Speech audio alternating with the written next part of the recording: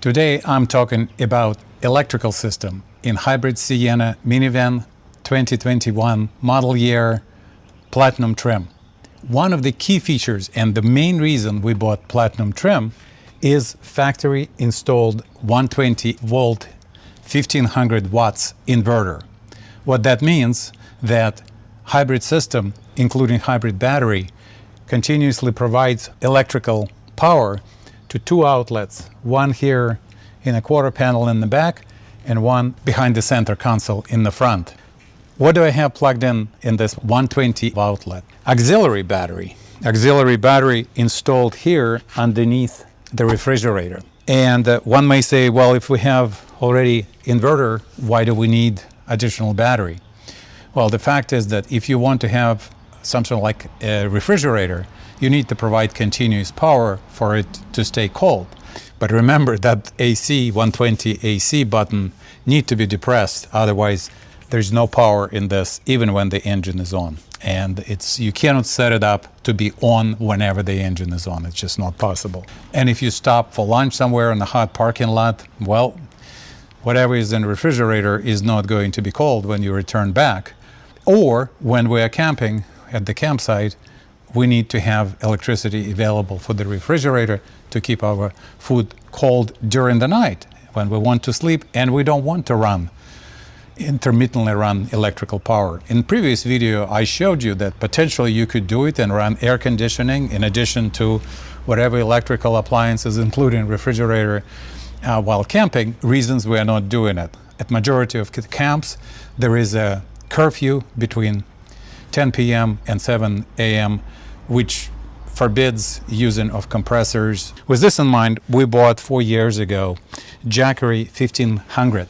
That means 1500 watts of total energy stored in it. Of course, if our kettle is using 1200 watts of electricity, but it uses us only for 3 minutes to boil 1 liter of water, so we have a 1 hour of being able to continuously power whatever we're powering with 1500 watts of total power. So let me walk you through some of the logistics of electrical system. First of all, I have this electrical plug, single electrical plug, permanently pretty much installed in this outlet.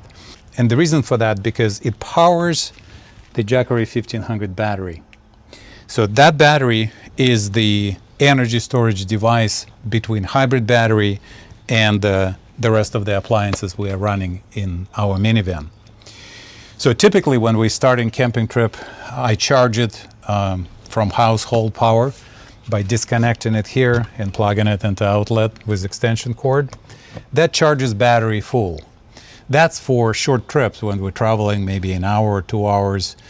If battery is completely empty, it requires about 5 hours of driving to fully charge it from 0 to 100% charged, 1500 watts of total energy.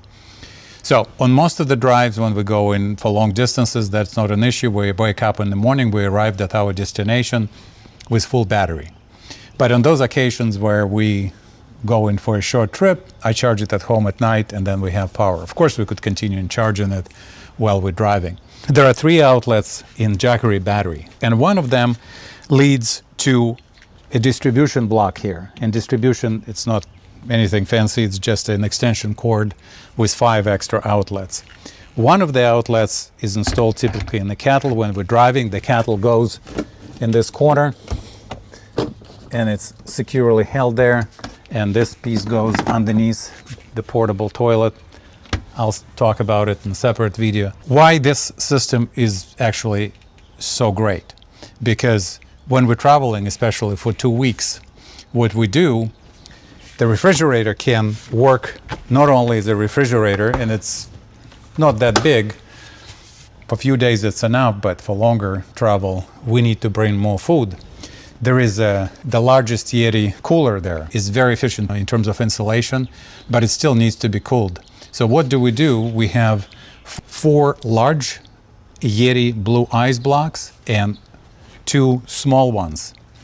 Those blocks fit very nicely either on the top or the bottom of that cooler, and provide sufficient cooling for up to 24 hours, even if the cooler is fully filled with whatever packages of food we're bringing with us. On the other hand, while the ice packs are melting there, a separate set of packs, 2 large ones and 1 small one, are actually being frozen here, because this could be set up to minus 14 degrees Fahrenheit. And when those ice packs are frozen, they're at 14 degrees Fahrenheit. We are placing them and exchanging them for the melted packs, which are going back into this refrigerator. And we're driving and we're cooling and freezing our packs. The battery is continuing being topped up. When we arrived at the campsite, we typically cook using our kettle. The kettle is an indispensable part of cooking. Typically, we used to bring these stoves, and sometimes a couple of stoves, the small one and the larger ones with 2 burners. And while it's okay, and once in a while we still burn it, because my wife likes to wash dishes and she likes plenty of hot water, so we use gas for heating water. After all, we had the campsite and kind of plenty of space on the table, for example, at the campground. But when we're traveling and early in the morning we want to wake up and go for a hike without delay, or we want to travel to the next destination and beat the traffic, we use lyophilized food packages, which we make at home ourselves. Here's some of the shots of our most recent preparation. Very simply, boiling water, adding it to the package, leaving it to rehydrate the food for 5 minutes, and you can eat directly with the long spoon directly from the package. So literally, we not pulling anything out of the van. Everything's packed, ready to go. We're fully dressed up. We're having our lunch, cup of tea or coffee, whatever, and we're going. That kind of self-sufficiency and efficiency is what absolutely important modern way of camping, at least for us. And let's say at the campsite we're arriving and we have only 30% of power left because we stopped for lunch and we used batteries discharge. What do? We simply turn on the van on. It turns on intermittently, purrs up very quietly, not very disturbing to us or to our neighbors. We charge in our battery to 80, 90%, whatever is needed for the night and for the morning, and then we're driving to some other destination. So that's how we deal with this. By the way, this refrigerator is remarkably effective. It consumes only about, when operational, when actual compressor going on, about 35 watts of power. And we had one of the hiking trips with backpacks, and we left our van for 72 hours, so 3 days.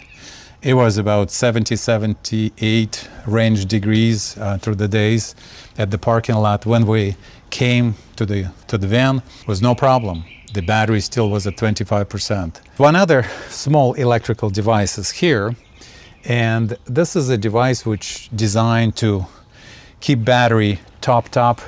12-volt battery. We're talking about electrical systems, so this is another part of it.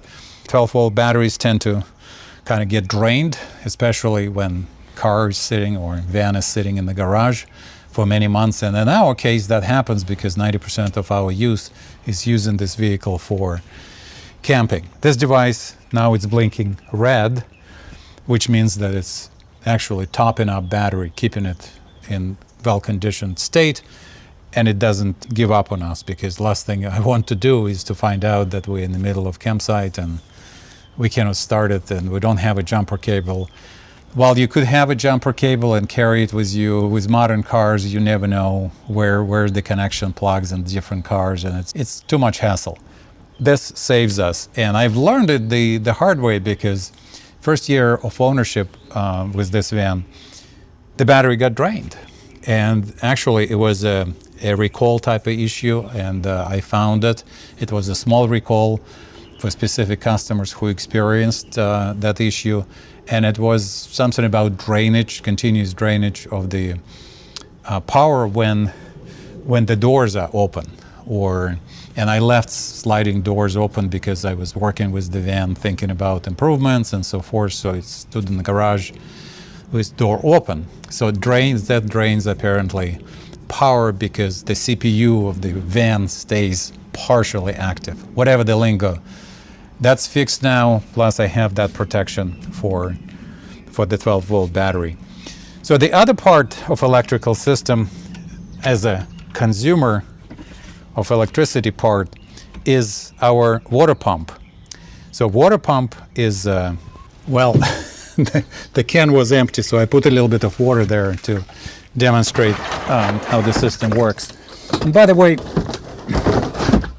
this is what happens at the campsites when we run out of water, we need extra water. We could either buy it or fill it where it's good source.